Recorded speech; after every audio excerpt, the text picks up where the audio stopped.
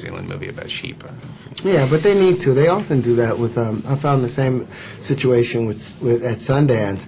You know, Jeff Gilmore called me and he's like, you know, the audience, they will give you the audience award, but the jury normally goes out to the films that's going to need more of the help.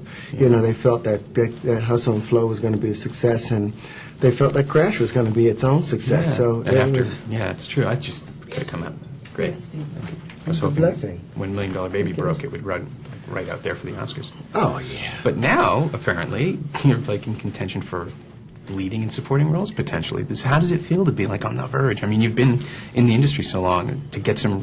It feels a little overwhelming. You know, you think that maybe, you know, but it's a dream that you hope for. I remember sitting down and talking with a really powerful actor one day, and you know, Harvey Keitel, he was auditioning me to play the part of Jimi Hendrix, and he said, "What do you want? You know, what do you want to do?" And I was like, "Well, I want to win an Oscar.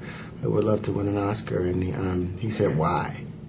Why?" And I was like, "Because it's my peers and the people that really hold up the garment of that fabric that makes up this industry of beauty. You know, it's that fabric that I want to be a part of. I want to, you know, I wanted that." And then I understood what he was saying. It's not about winning accolades. It's about creating a character and winning the hearts of people and giving people an opportunity to see somebody fantastic in their own selves through a cinematic portrayal. Yeah.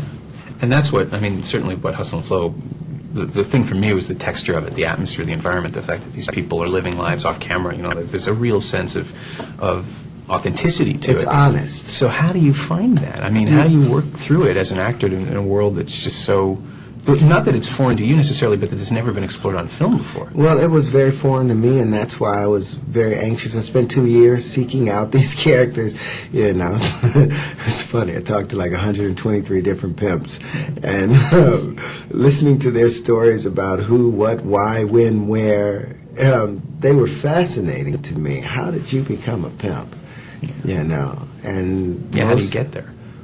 Most of them as a result of nutrition. You have to sell something that you don't really own, you know, and that's a very difficult thing. But for me to portray him on camera and on screen was very, very difficult. But by the end of the day, with the help of all these people who let themselves be naked before me and showed me where they had messed up in their lives, and I think a lot of them may end up changing their lives as a result of seeing this movie because they see that their dream might have been, you know, lost along the way, and they want to recapture it again. And I hope that that's what happens. I mean, that's what happened to me when I first saw the film at Sundance, the completed version of it. I fell in love with acting again, because I'd found something that was bigger than me that I could try and fit into. And, you know, I love this film. I really love this film.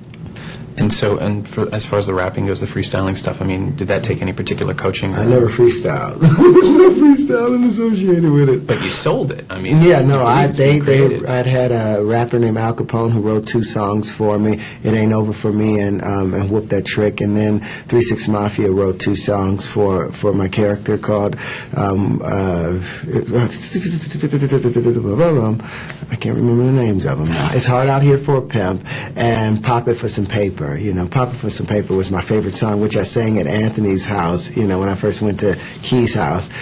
But they wrote those things and were there on set coaching me along the way because we shot everything live. You know, all the music in the film was done live. And I gotta go. Thank you so much for your that 4 time. minutes? It didn't feel like it, did it? No. Best of luck with the film. You too, brother. Thank you, man. Great.